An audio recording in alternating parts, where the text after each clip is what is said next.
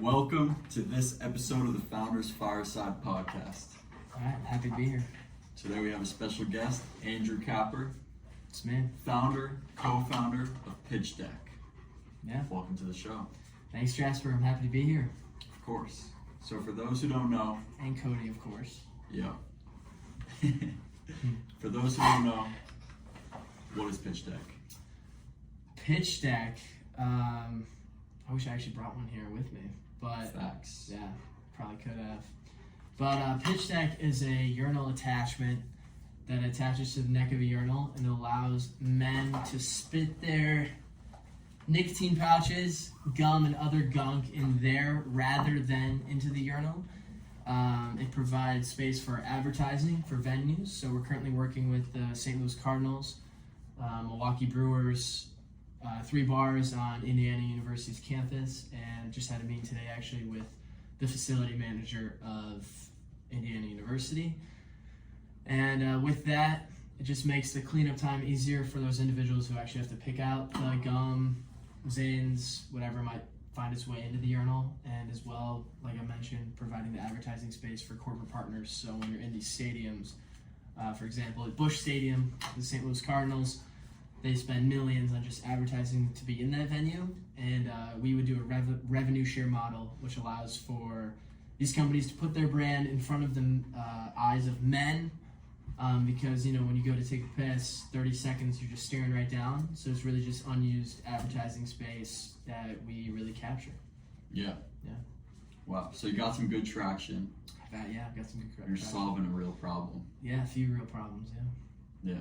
Yeah. Because these bars can't be happy about people. No, not at all. I mean, they're spending thousands on fixing these urinals, snake draining them and whatnot, and then obviously these stadiums, a lot of them have plumbing issues. We found they have 3 plumbers working 9 to 5s every day, just keeping up with the constant demand of stuff just ending up in their pipes. Whoa. Also, how is this with is this family friendly? This podcast? I don't want to. Probably more like 18 plus. Okay, cool. Just want to get a little background. Mm-hmm. Yeah. All right, sweet. So it's not easy to bring a custom physical product to life. No. So tell me about getting the prototypes produced and then ending up on the one that you sell now. Sure. Indiana University has a great entrepreneurship program, but then they also have a new thing called IU Innovates, which is where I met Jasper, which essentially is a bunch of student entrepreneurs working in a cohort building, bouncing off ideas. So I came here with an idea and a rough prototype, or Mach 1, and I met a guy named Victor. Victor helped us design, CAD design and whatnot, because we currently 3D print our product. So through the innovative processes of putting our prototypes in bars, we've then scaled and changed the model drastically. Yeah. Because you said earlier during your presentation at the mill today that you've noticed some people were trying to steal them and take them home. Yeah, that's true. We had some pushback, so we reached out to the Dodgers Stadium, LA, and trying to get them in there. And they said that once we customize them with the Dodgers branding and whatnot, that becomes a collector's item, so to speak. So individuals would go in there and just take it because it's going to be decked out with Dodgers logos, Dodgers slogans, essentially something that would honestly be pretty cool to have in your room, to say I took this from Dodger Stadium. Mm-hmm. So I actually worked with some engineers at the mill, allowing us to put a tube through the pitch deck where we can slip a zip tie so that it securely fastens onto the pipe, so that no one can actually steal the pitch decks of the product. Yeah. I mean, even then, someone might use a Swiss Army knife. Yeah, sure. Yeah. I know, 100%. I mean, if you're getting the Dodger Stadium, it'd probably be worth it to have custom ones that fit their pipe. Yeah. Screw. You got a product built. Yeah. You're in a few bars, Mm-hmm. and talking with 2 professional sports teams. Yeah. Is it just a bunch of scrappy sales now? Yeah. And trying to get the product into production? Yeah, I mean, like mass production? Sure. The product getting into mass production really isn't the hard part because we have connections for that. I'm working with a company called S4 Industries based outside Chicago that can mass produce these. It's really just the demand. So like you said, it's just kind of like working the sales process to get it from, just college bars and 10, 20 urinals to these stadiums that have 350 urinals open to the public. So it's really just working up the totem pole to the decision maker at these stadiums and getting our product, which has never been seen before,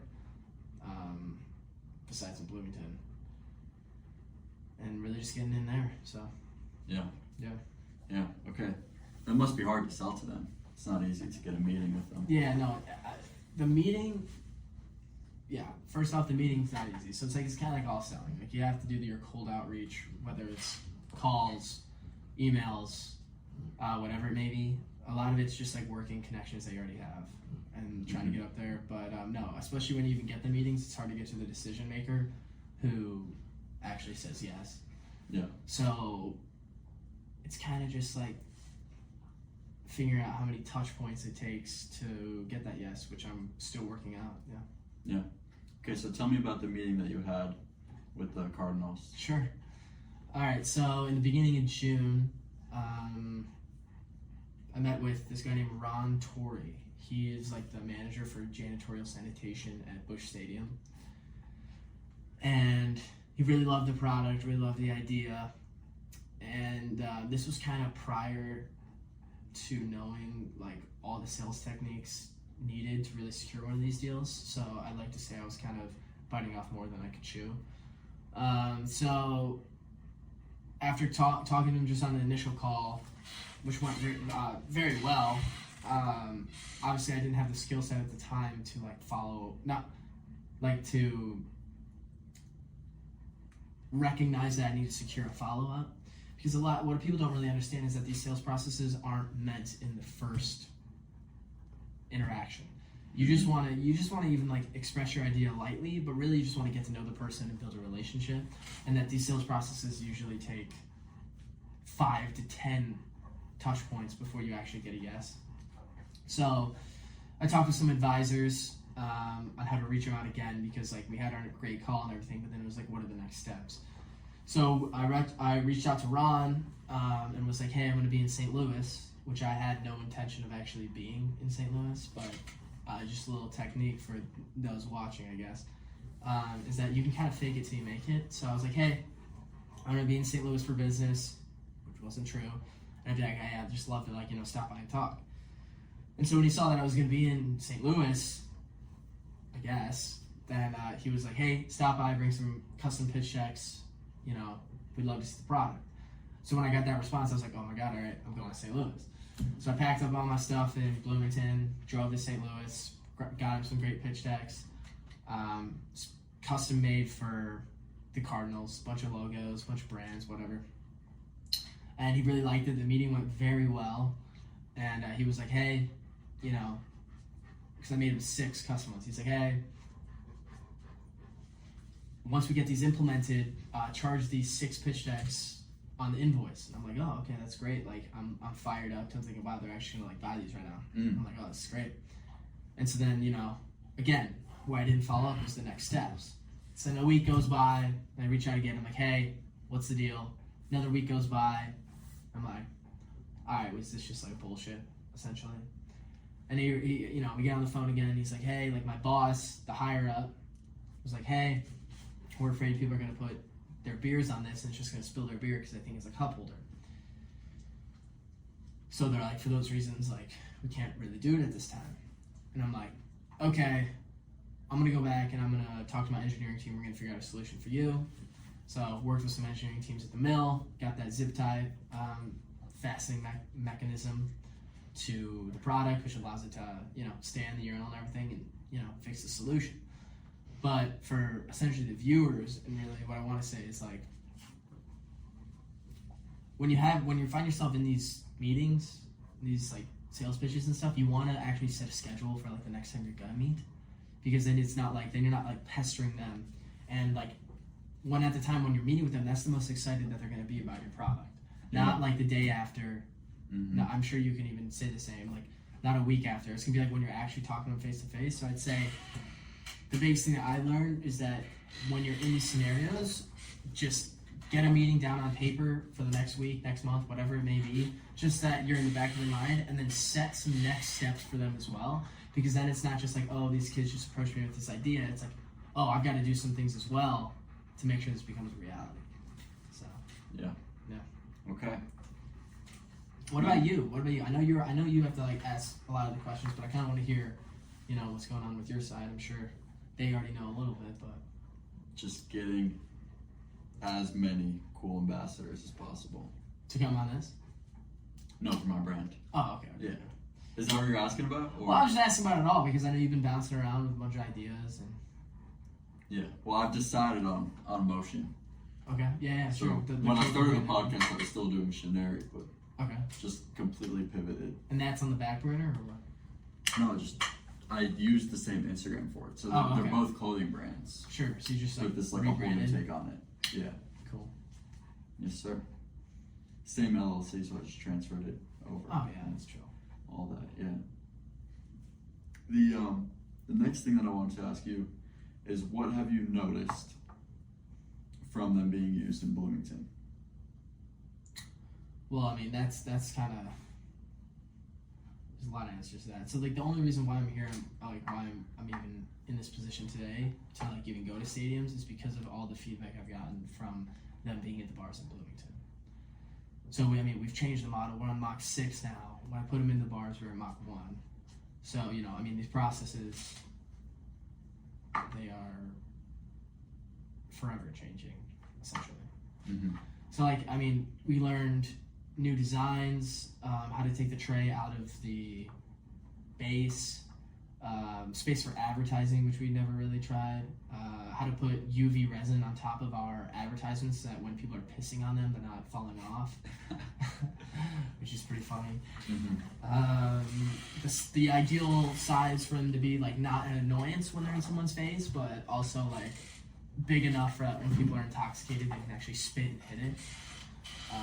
Adding a bullseye to the product so that you have something to aim at, something to gamify it to attract more spits and everything. Yeah, that's funny. Yeah, so many different variables that have come from just being in College Bar. Mm-hmm. Yeah. And are some people still spitting zins into the urinal, or are most people spitting zins into the pitch deck?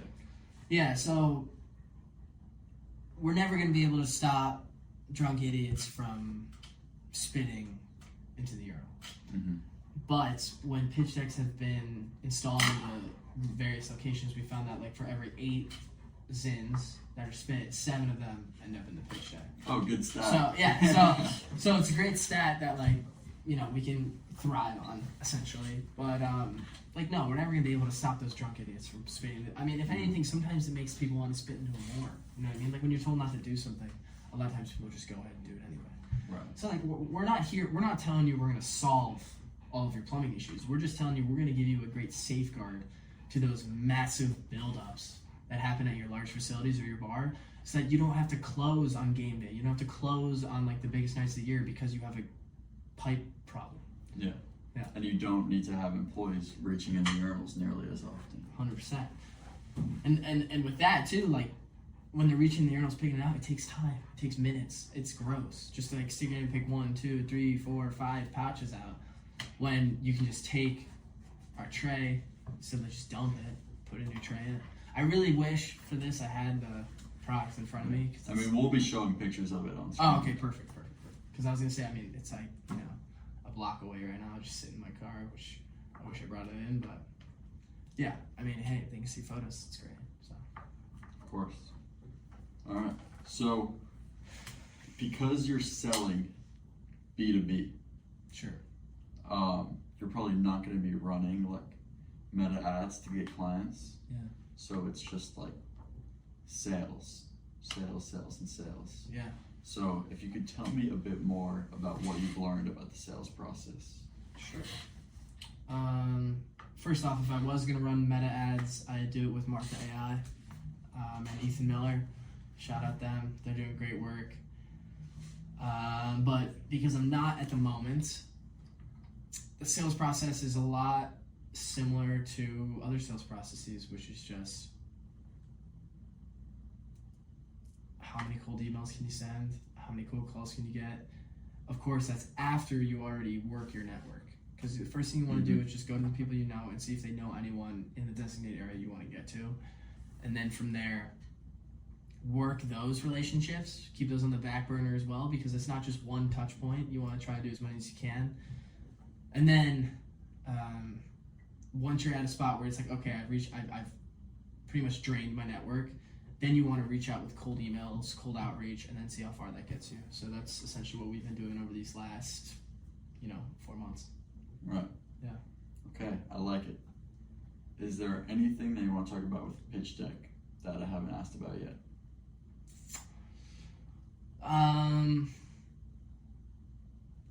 I mean, I really want to stress, like, the company has been framed at the moment as like a way to solve plumbing issues. But what I think that actually the biggest value is that we are tapping into a untapped market of advertising in front of the face of men. Only. Men only. It's so direct. Yeah, exactly.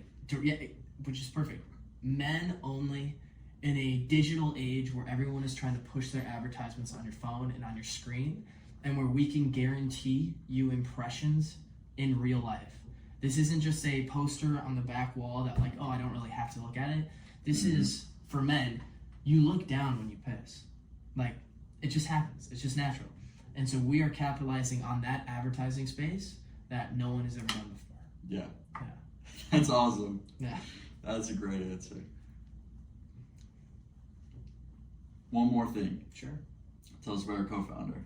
Co-founder. All right, my co-founder is Zach Eunice. He and I met our sophomore year in just an entrepreneurship program in Indiana. He's been great. I had this idea of Pitchdeck back in August of 2024, and immediately reached out to him because I knew that he would, like, him and I work very well together. Like, he helps me like keep on track and whatnot, at least in the beginning stages, to try and make this a reality. He's very like organized and has a plan, where I'm more of like the doing a bunch of other shit essentially and trying to make it right. So it's been great working with him. I wish he took the program that we're in right now at the Mill, the Startup Summer program, because he's actually stationed in Peoria, Illinois right now. So it would have been nice to actually be working with him. But it also has been a blessing in disguise because I've been able to solely focus on the business and learn in my own way how to manage this company without needing someone to like schedule essentially for me. Like I've been able to like getting away from Zach has been able to make me schedule my own life essentially, and been able to attack the leads that I want to attack as well. And so like we've also been able to like, because we're gonna be Zach's gonna be working in Chicago for Trillium, an equity trading company, which is fantastic, and he's gonna do great things. And then I'm going to be working in New York for one of our advisors. And so it's been nice to give a little test run of how it's going to be apart from each other. And I think it's going to work out really well. So. All right. Sweet. So we have this routine on the podcast where the last guest asks the next guest a question. Okay. What did Mr. Miller hit me with? Ethan Miller asks you, what's your motivation? What's the fire inside of you? Why have you taken the risks that you've taken? That's a great question. And it's not as simple of an answer as, others might think. But why I do what I do is because I want to produce something that is like mine, essentially. Like, it's hard to be... Sometimes people think it's kind of hard to stick out in such a big world, essentially. And they think like, okay, I've been hit with like, okay, I can do this corporate finance job and I can work X many hours. By the time I'm 25, I'll be able to move to an associate, and by then I'll, I grind a little bit more and I get to become a partner. And to me, that wasn't the path for me. Like, I wanted to build something that had never been built before, and I wanted to do it on my own terms. So the fire that I had is like proving essentially, like, I mean, everyone has haters, but like just proving everyone wrong and being like, this is my company, okay? I built this with Zach, of course. And like, we created something that's never been seen before, and something that I can look back on and be like, I did that. So that's the thing that keeps me going. And then also, I'd like to get to a point where financially, like, hopefully we're doing pretty well, and I can retire my family and my parents, and then they can go out and live life and do whatever they want to do, because they spent their lives just getting enough money to put me through school, and then like me and my sister, and like not really focus on them. So I want them to work their lives away from work, essentially. So just go live life, and then, I'm gonna go on to the next venture. So I love that answer. Yeah. Great answer. Appreciate it. You have such a unique product. Thanks. Yeah. Like, yeah. It's awesome. No one, like, first person to think of it. Yeah. And it's perfect. Hey, it's not perfect, but it's doing pretty well. Yeah. So yeah. It's really good. Thank you. Yeah. And what you were saying about I feel like it's kind of been framed as a thing to like save plumbing issues, but that's not what it is. Yeah. It is direct advertising, 100% to males in real life. Yeah, 100% in real life, in your face.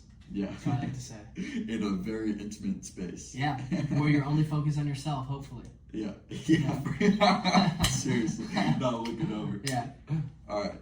So, what would you like to ask the next guest?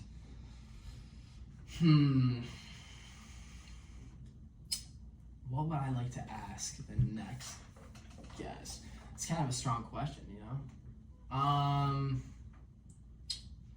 because Miller kind of did the thing like, what's the fire to get you going? Do you want to know who the next guest is? Sure. Who's the next guest? Bree. Bree. Elevate Ed. Bree Dillman from Elevate Ed. Okay. I can make it. Okay. All right. I got a question for her then. Considering she's not nearly done with school yet, where would she like to see her venture by the time she graduates? And who does she want to bring onto her team? Because right now her team's only made up of 2 people. So who else would she want to bring on her team, and who's like the ideal candidate to make her company explode? All right. Yeah. Good question. That's what I got for you. All right. Sweet. Thank you for hopping on the episode. Appreciate your it. time. Appreciate it. Thanks. Thanks for inviting me. I'm happy to be here. Of course. Yeah. All right. And where can we check this? Where can we check this podcast out? Spotify, Apple Music, YouTube. Apple Music, YouTube. Everywhere. All right. Everywhere. I love it. Yes, sir. All right. All right. Appreciate it. Thank you. Yes, sir.